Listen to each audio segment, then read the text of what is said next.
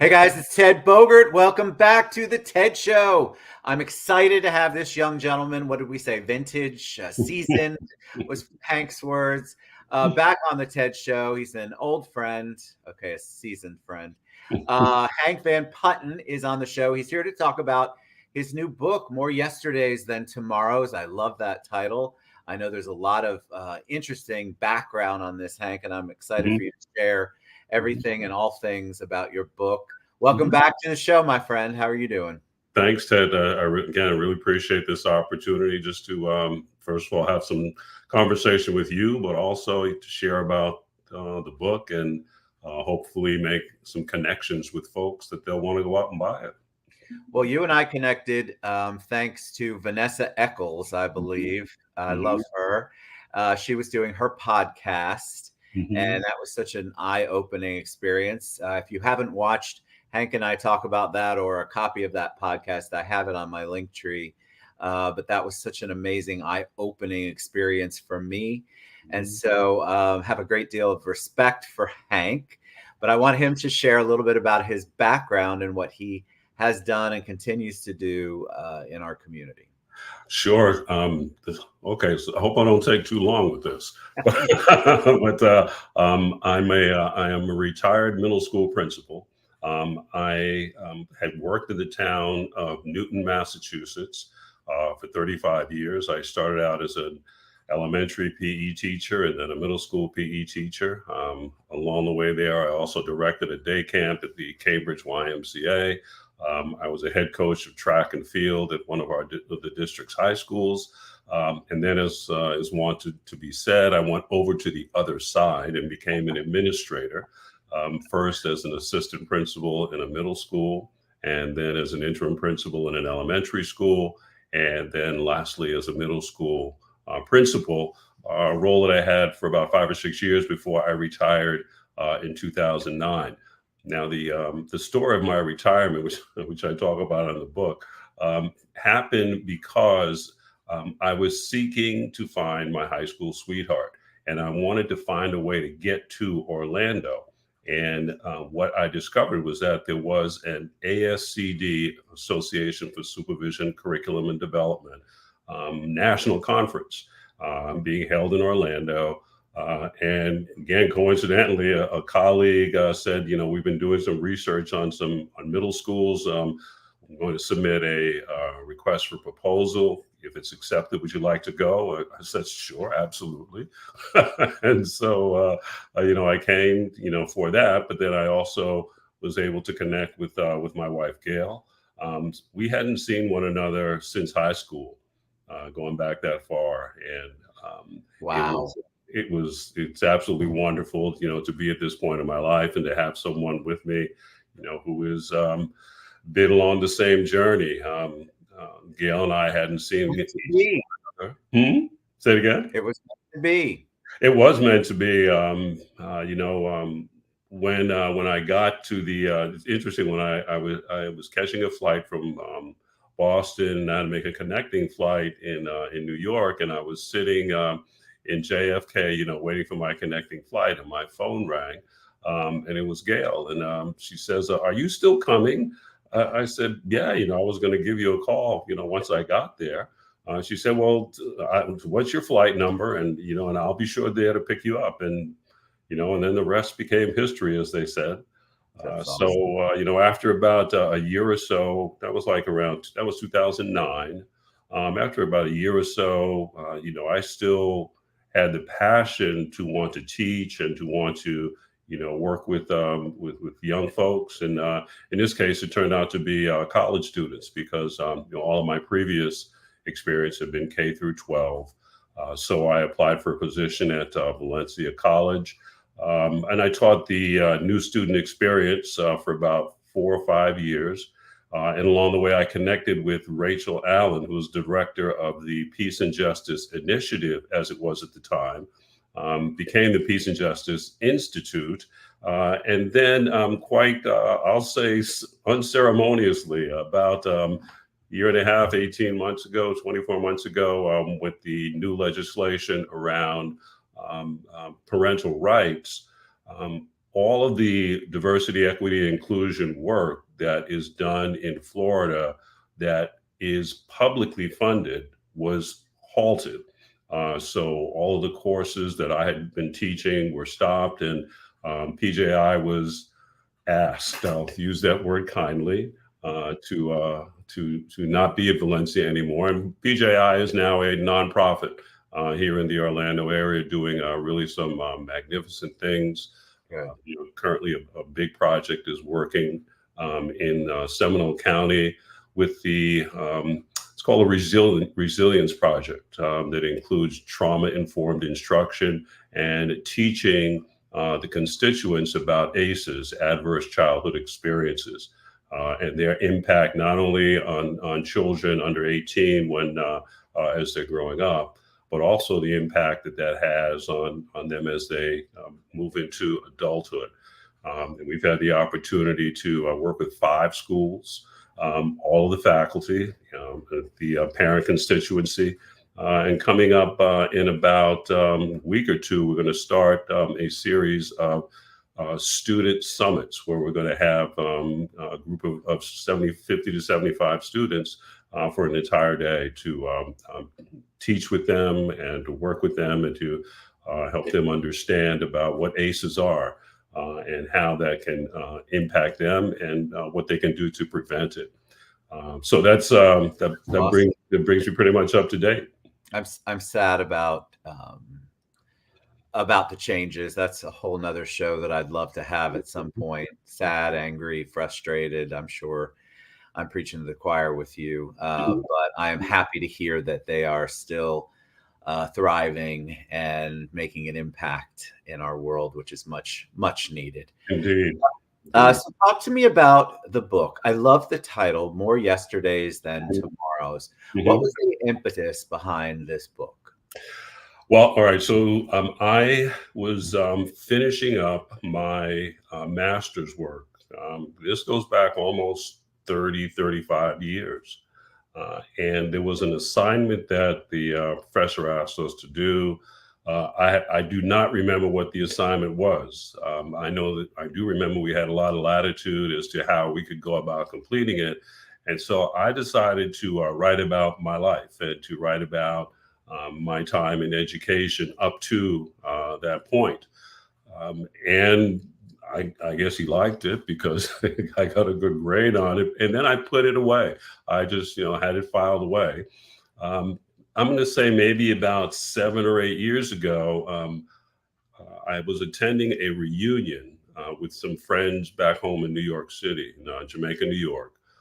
And someone, I had shared with someone one of the chapters that I had written about, and it had to do with our time as choir members at the church choir. And so I pulled out the, what I had written, and I did some more editing on it, and I added a little bit, and I got an opportunity to share, with those folks, old friends, I'll say, seasoned friends, vintage friends. And so I put it away again and put it back into the fold, in my file cabinet. And it was probably, let me see, a little about 2 years ago.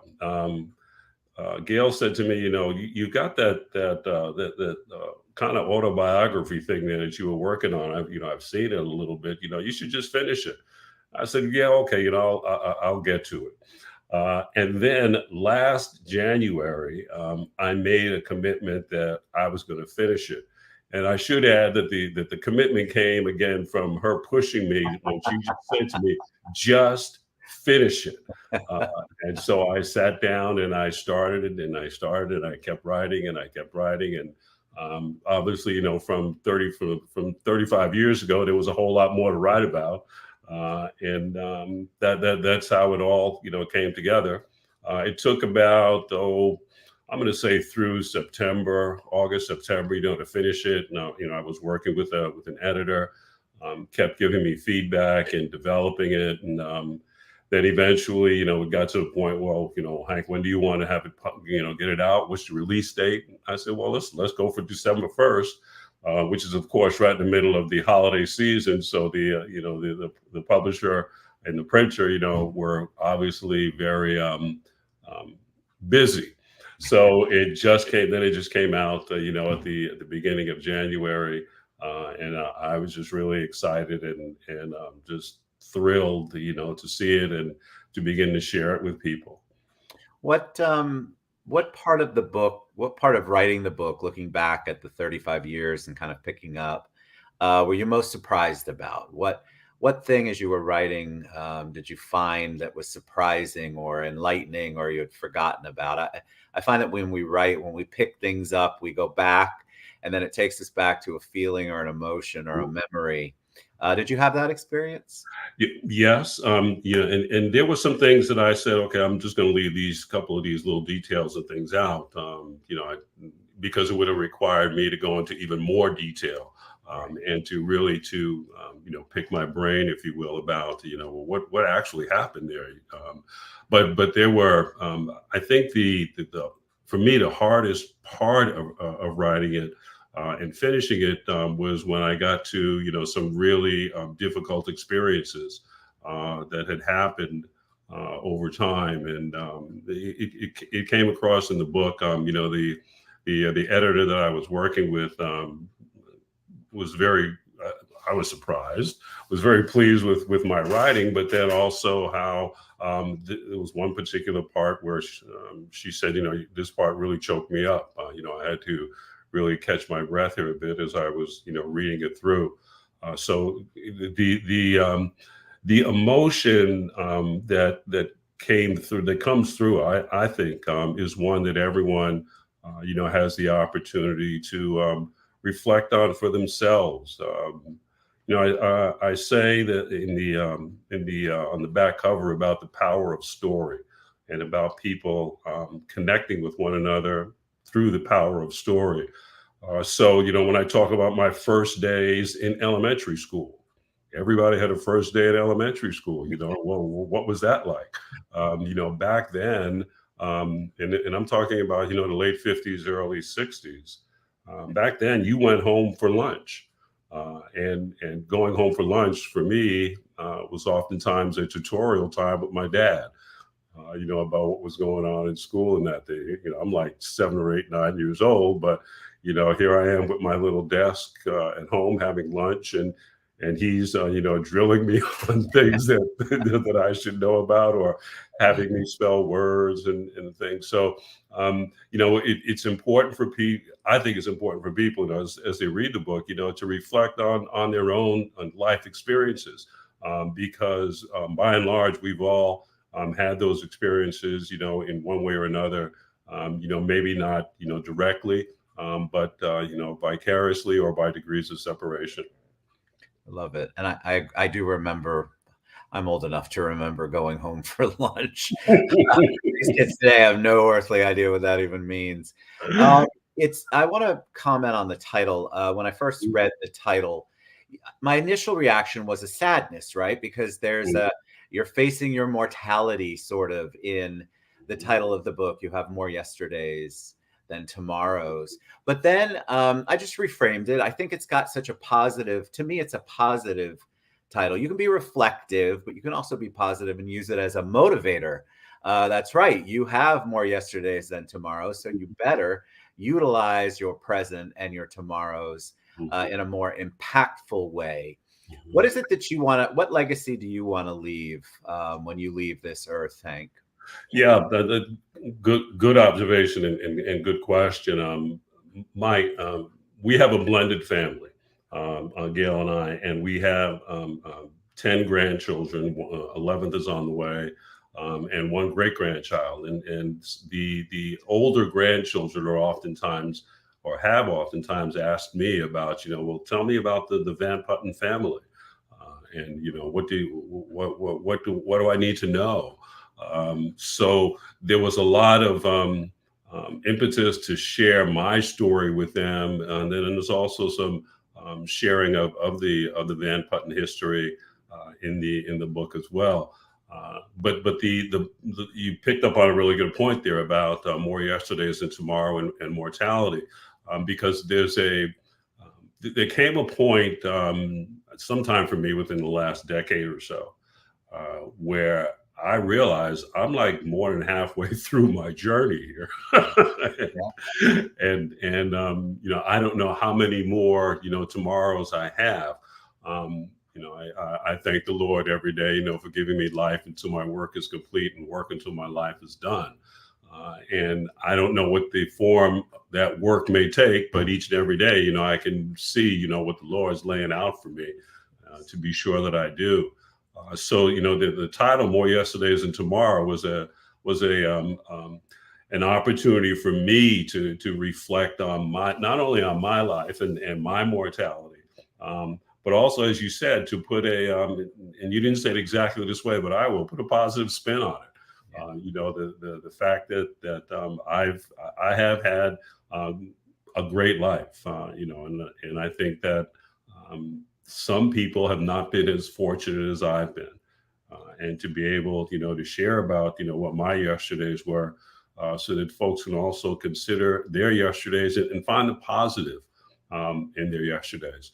The subtitle of the book is I'm blanking on my own subtitle, paying it forward to a time I will not see. And that's something that a phrase that I use often in when I'm facilitating a course or doing a session with a group of people, is that what I am bringing to you, I hope that you will take it forward and pay it forward, to someone else. And I often preface it by saying, there's nothing wrong with my health, and I'm not, about to leave this earth, but I do want to pay forward things, to a time that I will not see. When I have the pleasure to interact with former students, through social media, oftentimes they will bring up points and about our time together, in the gymnasium, the physical education center. Gym is the room. Physical education is the name of the course that goes on, in the room. But they'll oftentimes share things that, wow, I didn't think you all would remember that. I've had some students say, the messages and things that you shared with me, I've taken those messages and I'm sharing them now with my children.